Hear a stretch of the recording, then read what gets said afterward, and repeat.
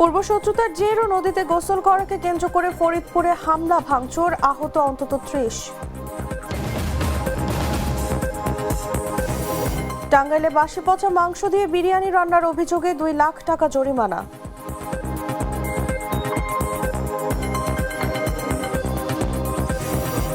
জিয়াউর রহমানের সময়ে দেশে সবচেয়ে শান্তি শৃঙ্খলা ছিল, মন্তব্য আলতাফ হোসেন চৌধুরীর।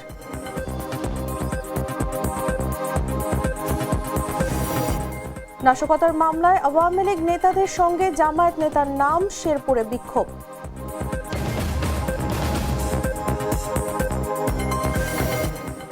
ভূমিকম্পের আতঙ্কে ছুটিতে যাচ্ছে না রাজশাহী বিশ্ববিদ্যালয়, ধাপে ধাপে চলবে হলগুলোর ঝুঁকি মূল্যায়ন।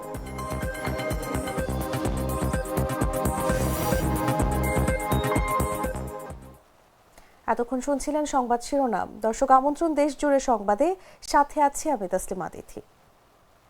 বদলে ফেলেছে, এবার আপনিও বদলে ফেলুন। একবার প্রাণ গুঁড়া মশলা ব্যবহার করেই দেখুন। চলে যাচ্ছি পুরো খবরে।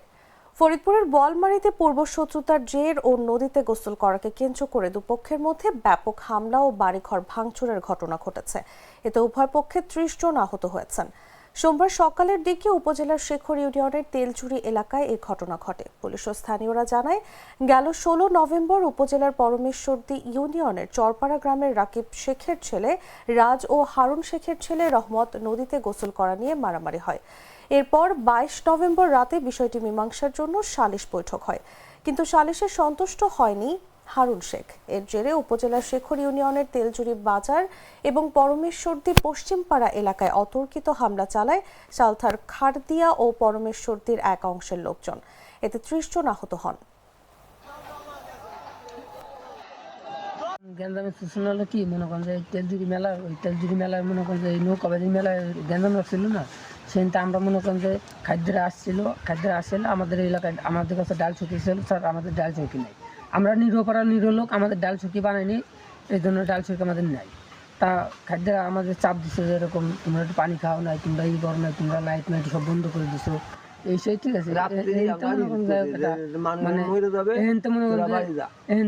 আমরা মনে করেন যে খাদ্যের কাছে দোষী, যে আমরা অর্থ দিই নেই, তারপরে মনে করেন আপনার বিভিন্ন ই করছি, এই জন্য খাদ্যের কাছে দোষী। ওখানে সার্কেলে ছিলাম তখন হঠাৎ করে ওসি ফোন দিচ্ছে যে এলাকায় চরম উত্তেজনা বিরাজ করছে, দুই পক্ষ ইট ছড়াছড়ি শুরু করেছে। তখন বললাম তুমি যাও, আমি আসতেছি। এর মধ্যে ওরা ঘটনাস্থলে পৌঁছে গেছে। আমি আস্তে আস্তে আর্মিও চলে আসছে। আমি এসে থেকে আর্মিরা 2 জনকে অ্যারেস্ট করছে, তাদের কাছে দেশীয় লাঠি শুটা পাইছে। এই অবস্থায় যখন এলাকায় ভিজিট করলাম, দেখলাম যে সালথার থেকে কিছু লোকজন ওই এলাকায় ঢুকেছে। পূর্ব কোন্দল আছে তাদের এলাকায় দলাদলি নিয়ে। কোনো রাজনৈতিক ঘটনা না দেখলাম। এলাকায় 2টো বাচ্চা গোসল করতেছিল কিছুদিন আগে নদীতে, ছোট ছোট। এই বাচ্চারা মারামারি করছে, সেই মারামারিকে কেন্দ্র করে মীমাংসা। টাঙ্গাইলে বাসি পচা মাংস দিয়ে খাবার প্রস্তুত এবং অস্বাস্থ্যকর পরিবেশের রান্নার অভিযোগে জহিরুল ইসলাম নামের এক রান্নাঘর মালিককে ২ লাখ টাকা জরিমানা করেছে জাতীয় ভোক্তা অধিকার সংরক্ষণ অধিদপ্তর। সোমবার সকালে পৌরসভার কান্দাপাড়া রোডে জেলা ভোক্তা অধিদপ্তরের সহকারী পরিচালক আসাদুজ্জামান রোমেলের নেতৃত্বে এ অভিযান পরিচালনা করা হয়। ওই রান্নাঘরে প্রস্তুত খাবার স্থানীয় কাচ্চি খাদক, হাজি বিরিয়ানি ও হানিফ বিরিয়ানিতে নিয়মিত সরবরাহ করা হতো। ভোক্তা অধিদপ্তরের সহকারী পরিচালক আসাদুজ্জামান রোমেল বলেন, রান্নাঘর জুড়ে নোংরা পরিবেশ ও দুর্গন্ধ বিরাজ করছিল। প্রতিদিনই বাসি খাবার নতুন করে রান্না করা হতো, যা ভোক্তার জন্য গুরুতর স্বাস্থ্য ঝুঁকির কারণ।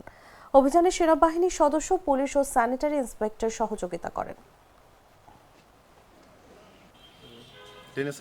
জাতীয় ভোক্তা অধিকার সংরক্ষণ অধিদপ্তর টাঙ্গাইল এবং বাংলাদেশ সেনাবাহিনী আমরা আজকে যৌথভাবে এখানে যে থানার অপোজিটে জায়গাটার নাম হচ্ছে আপনার জমিদার মাঠ, এখানে টাঙ্গাইলের এবং সারা দেশেই নাম করা হাজি বিরিয়ানি এবং কাচ্চি খাদক এবং হানিফ বিরিয়ানি, এই 3টি প্রতিষ্ঠানের রান্নাঘর এবং একজনই মালিক।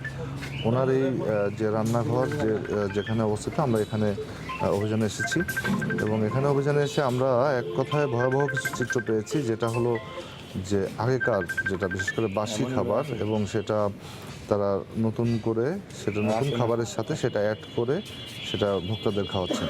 যে রুমে তারা খাদ্যপণ্য প্রস্তুত করছে, সংরক্ষণ করছে, সেখানেই তাদের স্টাফরা ঘুমাচ্ছেন। সেখানে তেলাপোকার আবাসস্থল, পচাবাসি খাবার, এটা ভোক্তাদেরকে খাওয়ানোর যে অভিযোগ এবং এই অপরাধে ভোক্তাধিকার আইন অনুযায়ী এই প্রতিষ্ঠানকে আমরা ভোক্তাধিকার আইন অনুযায়ী 2 লাখ টাকা জরিমানা করেছি এবং তাদেরকে আমরা 1 মাসের সময় দিয়েছি যে এই রান্নাঘরটি এখান থেকে তারা অন্যত্র স্থানান্তর করবেন একটা নিরাপদ পরিবেশে। যেটা সাবেক স্বরাষ্ট্র ও বাণিজ্য মন্ত্রী বিএনপির কেন্দ্রীয় ভাইস চেয়ারম্যান আলতাফ হোসেন চৌধুরী বলেছেন, বাংলাদেশের রাজনৈতিক ইতিহাসে সবচেয়ে সুন্দর, শান্তিপূর্ণ ও শৃঙ্খলাপূর্ণ সময় ছিল শহীদ প্রেসিডেন্ট জিয়াউর রহমানের সময়।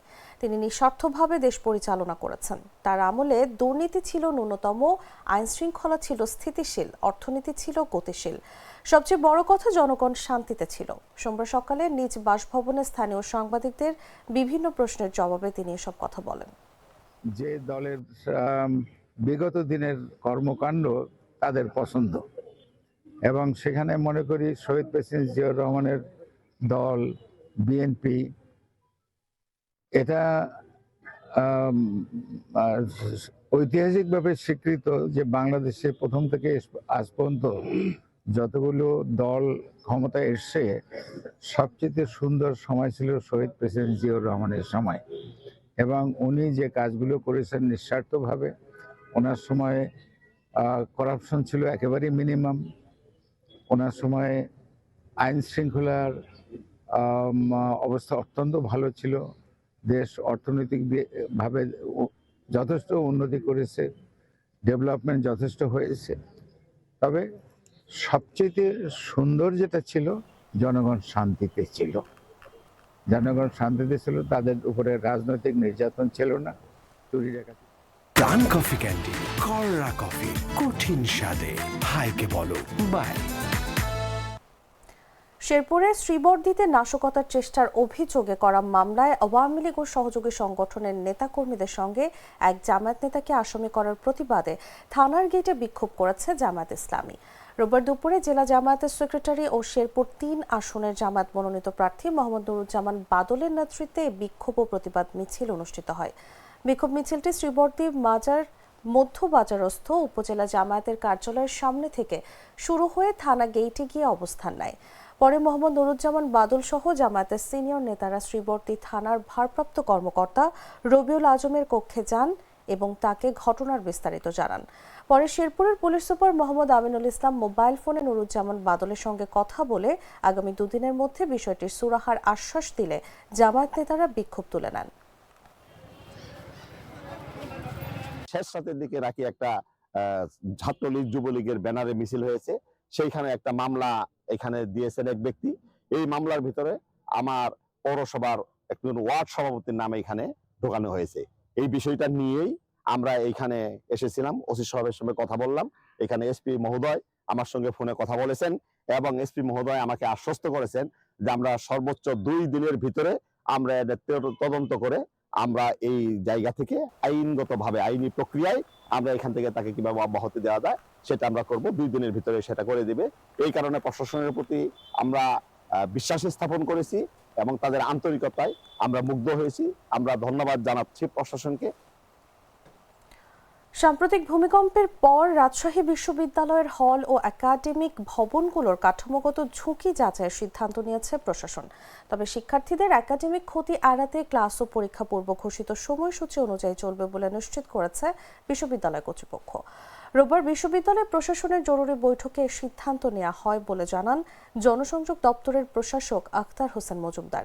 প্রথম ধাপে মনুজান হলে ঝুঁকি মূল্যায়ন কাজ শুরু করা হবে বলেও জানান তিনি। ভূমিকম্পের বিষয়ে বিভিন্ন পর্যায় থেকে বিভিন্ন ধরনের সিদ্ধান্ত আমাদের বা পরামর্শ আসছিল।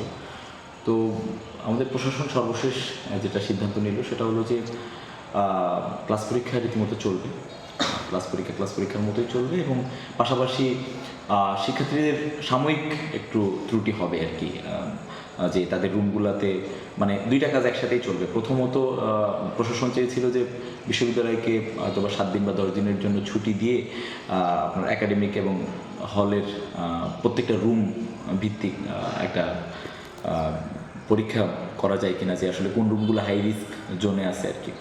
তো পরবর্তীতে আসলে আমরা যখন চিন্তা করি যে 19-20 শিক্ষাবর্ষ, 18-19, 17-18 বা 20-21 অনেক শিক্ষার্থী ভাইয়েরা আছেন যারা তো এই ডিসেম্বরে পরীক্ষার পরে তাদের অনার্স শেষ। তো তাদের জন্য আসলে তাদের অনেক জায়গা থেকে আসলে অবজেকশন আসছে যে না হওয়ার জন্য। তো আমাদের তো শিক্ষার্থীদের সিদ্ধান্তই আমাদের সিদ্ধান্ত। বাছাইকৃত লাল সরিষার দানা থেকে তৈরি হয় প্রাণ সরিষার তেল, আসল ঝাঁঝে আসল স্বাদে। 47তম বিসিএস লিখিত পরীক্ষা পেছানোর দাবিতে দ্বিতীয় দিনের মতো রেল লাইন অবরোধ করে বিক্ষোভ করেছেন রাজশাহী বিশ্ববিদ্যালয়ের শিক্ষার্থীরা। রোববার বিকেল থেকে বিশ্ববিদ্যালয়ের সংলগ্ন স্টেশন বাজারে রেলপথ অবরোধ করে বিক্ষোভ করেন তারা।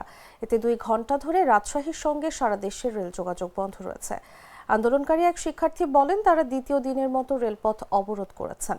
গতকাল পিএসসির সিদ্ধান্ত জানানোর কথা, তবে তারা কোনো সিদ্ধান্ত জানাতে পারেনি। পিএসসিকে স্পষ্টভাবে জানিয়ে দিতে চান, একটি যৌক্তিক সময় চাচ্ছেন যাতে যথাযথ প্রিপারেশন নিয়ে পরীক্ষায় অংশগ্রহণ করতে পারেন তারা। যতক্ষণ পর্যন্ত কোনো পজিটিভ সিদ্ধান্ত না আসছে ততক্ষণ পর্যন্ত আন্দোলন চালিয়ে যাবার হুঁশিয়ারিও দেন শিক্ষার্থীরা।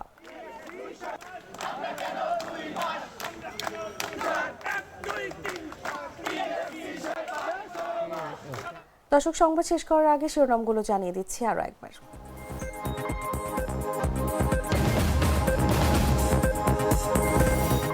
পূর্বশত্রুতার জের ও নদীতে গোসল করাকে কেন্দ্র করে ফরিদপুরে হামলা ভাঙচুর, আহত অন্তত 30।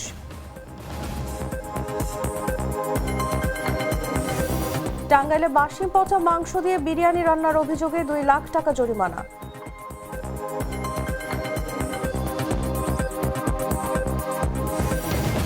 জিয়াউর রহমানের সময়ে দেশের সবচেয়ে শান্তি শৃঙ্খলা ছিল, মন্তব্য আলতাফ হোসেন চৌধুরীর।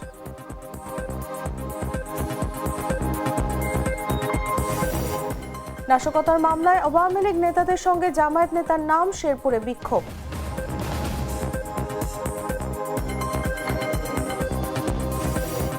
এবং ভূমিকম্পের আতঙ্কে ছুটিতে যাচ্ছে না রাজশাহী বিশ্ববিদ্যালয়, ধাপে ধাপে চলবে হলগুলোর ঝুঁকি মূল্যায়ন।